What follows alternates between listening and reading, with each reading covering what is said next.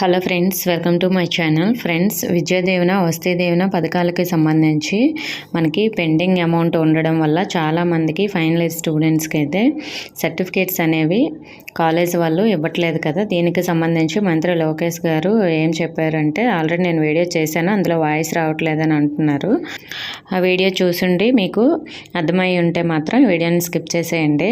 Friends, మనకి విద్యా దీవెన వసతి దీవెన పథకాలకి సంబంధించి మనకి లాస్ట్ టైం అయితే కళాశాలకి ఫీజు చెల్లించేవారు, కానీ దాని తర్వాత గత ప్రభుత్వం అయితే మార్చింది కదా. సో దీనివల్ల మనకి పెండింగ్ అమౌంట్ కూడా ఇంకా మనకి పే చేయలేదు. సో కాబట్టి చాలామందికి విద్యార్థులకి కళాశాలలో సర్టిఫికేట్లు ఉండి చాలా ఇబ్బంది పడుతున్నారనే ఉద్దేశంతో ఇక్కడ మంత్రి లోకేష్ గారు ఏం చెప్పారంటే, విద్యార్థుల సర్టిఫికేట్లు కళాశాలలో నిలిచిపోయాయి, ఆయా విద్యా సంస్థలతో మాట్లాడి విద్యార్థులకు సర్టిఫికేట్లు అందించడానికి చర్యలు తీసుకోవాలని అధికారులను ఆదేశించారు. అంటే మీకు ఫీజు అనేది ప్రస్తుతానికి పే చేయట్లేదన్నమాట.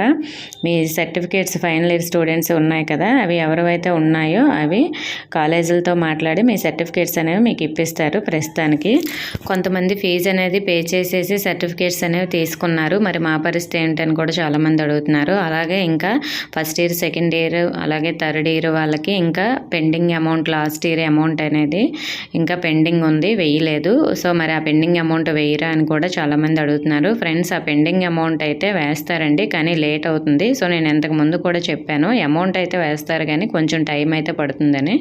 కొంచెం లేట్ అయితే అవుతుంది, వెయిట్ చేయండి. మనకి దీనికి సంబంధించి అఫీషియల్గా ఇంకా అప్డేట్ అయితే రాలేదు ఎప్పుడు వేస్తామని. ఈ పెండింగ్ అమౌంట్ వేసేసరికి మనకి ఇంకో 1 మంత్ దగ్గర అయితే పట్టొచ్చండి.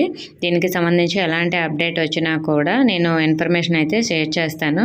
ఓకే ఫ్రెండ్స్, ఇన్ఫర్మేషన్ వస్తే వీడియోని తప్పకుండా లైక్ చేసి మీ ఫ్రెండ్స్కి కూడా షేర్ చేయండి. మన ఛానల్ కొత్తగా చూస్తున్న వారు సబ్స్క్రైబ్ చేసుకోండి. Thank you for watching.